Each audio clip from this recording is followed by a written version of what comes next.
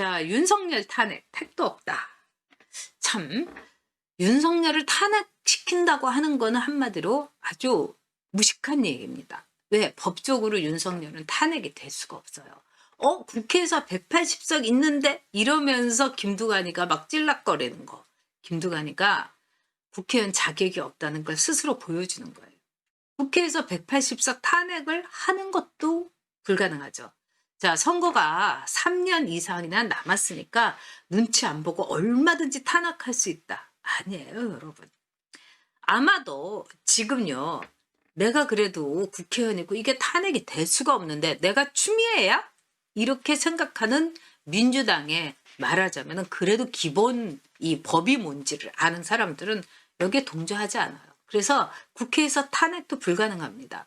추미애를 보면은 아니 어떻게 저런 사람이 국회의원도 하고 판사도 하고 사시도 패스했을까? 사시노 패스 아니야? 이런 생각이 듭니다. 왜 그러냐?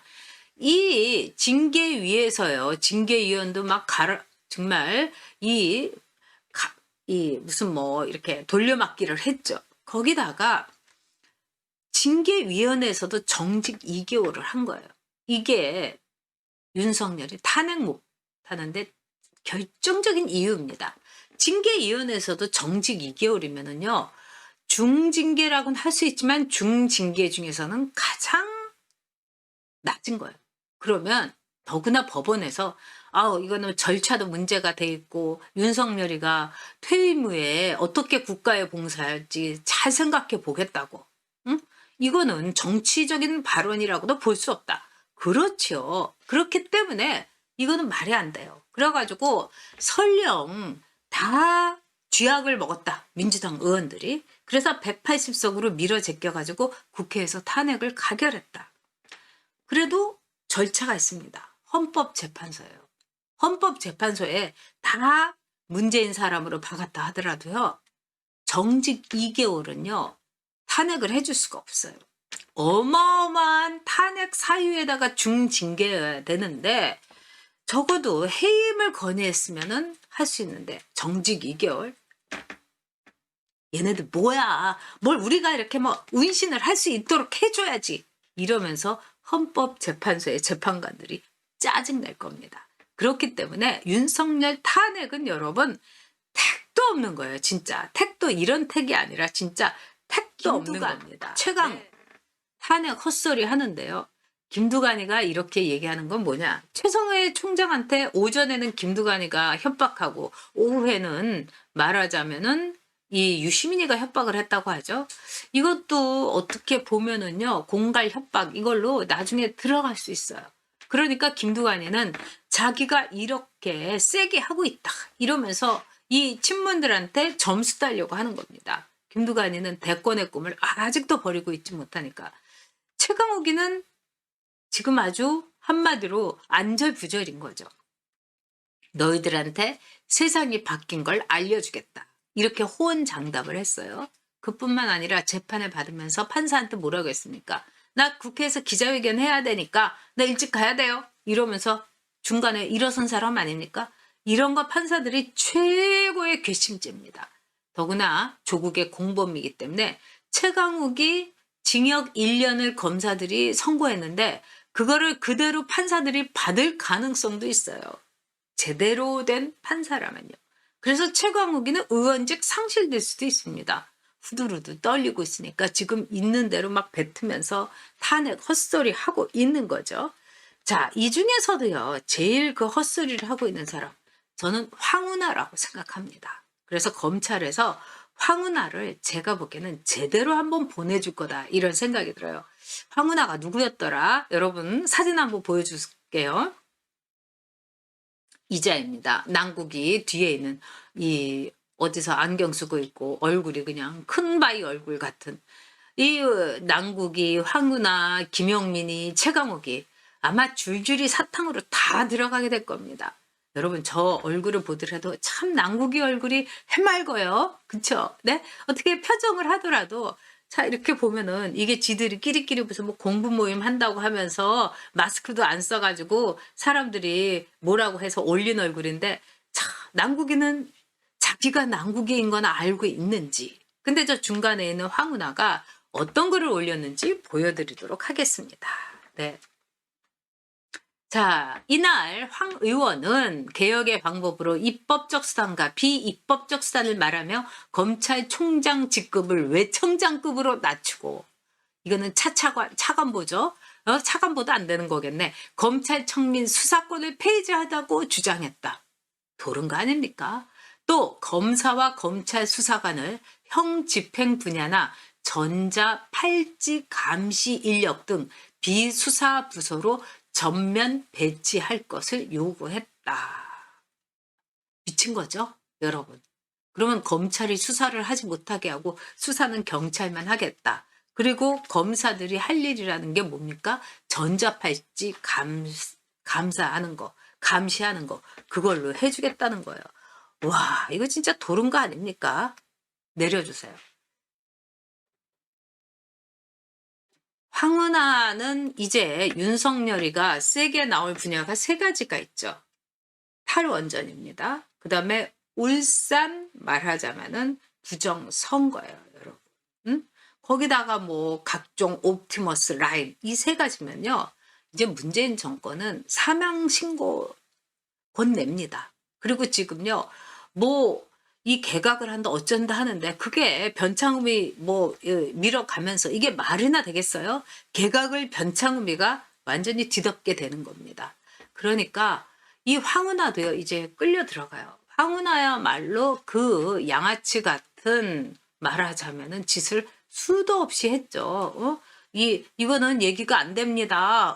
뭐 이렇게 한 이 경찰들 저쪽에다가 한직에다 발령이나 내고 황운하는요 들어갑니다, 여러분. 그러니까 이 검찰에서는 이 황운하, 어우 저 정말 내가 한번 손 좀 봐야 주겠어. 이렇게 할 거고 법적으로 하게 되면 황운하는요 엄청난 죄를 지은 거죠. 자, 황운하 못지않게 지금요 안절부절하고 있는 사람이 있으니 그 이름 유시민입니다. 유시민이요. 이 지금요 이 노무현 재단 이사장이죠. 저도 참 몰랐는데 들리는 말에 따르면 노무현 재단에 이 재단의 돈이요 450억 원이나 든대요. 너무너무 놀랍죠, 여러분. 네? 이게 진짜인지 가짜인지 한번 해봐야 되는데 지금 나온 게 450억 원이라는데 거기에 대해서 아무도 부인을 안 하는 걸 보면 이 소문이 맞나 정말 이런 생각이 듭니다. 근데 유시민이가 그동안에 이 알릴레오를 하면서 뭐라고 뻥을 쳤냐. 이 자기 계좌를 검찰이 들여다보고 있다. 그 다음에 이 노무현 재단의 계좌를 검찰이 다 털고 있다 이래요. 그러면서 증거를 대라. 한동훈이가 그런 일 없다. 검찰에서 대검에서 이 유시민 개인 계좌는 물론이고 노무현 재단의 계좌 이거 털은 적 없다. 이렇게 얘기를 한 거예요. 그런데도 불구하고 유시민이가 계속 얘기를 했습니다. 그러니까 한동훈이가 얘기를 해봐라. 그랬더니 유시민이가 원래 계좌 추적한 거는 12월에야 이렇게 오는데 지금 이게 안 와가지고 내가 깔 수가 없다. 이런 말을 했어요, 여러분. 계좌 추적 맞습니다. 응? 그리고 이런 경우는요. 계좌 추적 이 말도 틀린 거예요. 왜 그러냐. 계좌 추적을 내가 당했다. 이래서 오픈을 해달라 하면은 계좌 추적을 오픈을 할 수가 있어요. 근데 이제 유시민이가 얘기했던 거는 계좌 추적을 한 거에 대해서 검찰이 유예를 걸어 놓으면은 이거는 당장은 할 수가 없지만 그래도 12월에는 본인한테 다 알려주게 돼 있어요. 저도 그래가지고 12월 달에 굉장히 아주 부들부들 떤 12월이 있었습니다. 쫙 오는 거예요. 그러니까 이게 이렇게 되면은 그냥 걸려 들어갈 수 있겠구나. 그때 참 제가 무서운 이 공포를 겪었죠. 근데 지금 한 장도 안 온 거예요, 유시민한테는. 유시민이 까지를 않으니까요. 그리고 그뿐만 아니라 유시민이 여러분 알릴루를 딱 이렇게 닫으면서 앞으로 정치 비평은 하지 않겠다.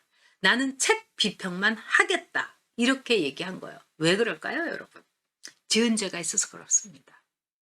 신라전부터 시작을 해갖고 이거 정권에서 이 묻어준 거죠. 그러나 제대로 수사하면은 으시시한 겁니다. 유시민이 그동안 한 거 다 거짓말만 한 거죠. 거기다가 이렇게 허위사실 공포를 하면은 이것도 굉장히 문제가 됩니다. 여러 가지 있는 거죠. 그리고 유시민이가 아주 그 안락하게 이 부르조아의 상류 계급 그 솔스타인 베블렌의 이 유한계급처럼 살고 있는 거 아니겠습니까, 여러분? 강남에서. 그리고 또 하나, 뭐 자기 그 애 학교 때문에 또 이 교육 강남을 한 거 아니겠어요.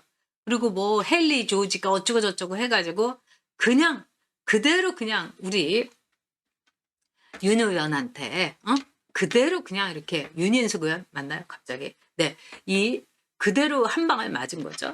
원래 헨리 조지는요, 이 여러분들한테 말씀드리면은 굉장히 유명한, 말하자면 좌파적 사회주의적 사고를 갖고 있는 이 학자 맞습니다. 그런데 이 토지 공유제를 얘기했죠. 근데 헨리 조지는 뭐라고 했냐? 토지는 공유한다. 귀한 거고 한정적이다.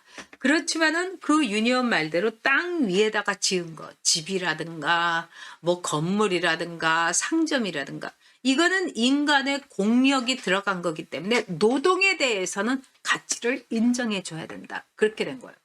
그러니까 재건축이라든가 이런 거에 대해서 이 제초한 그 환수 이런 거 하면 안 되는 거예요.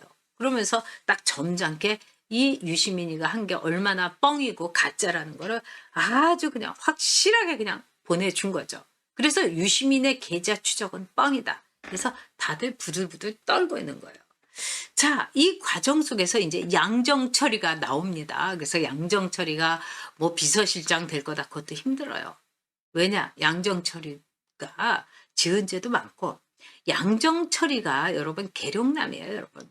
한마디로 제가 2004년에 양정철이를 겪었죠. 그리고 유진용 이 문체부 그 당시에 그 장관한테, 그 당시에 차관이었군요. 차관한테 뭐라고 했느냐?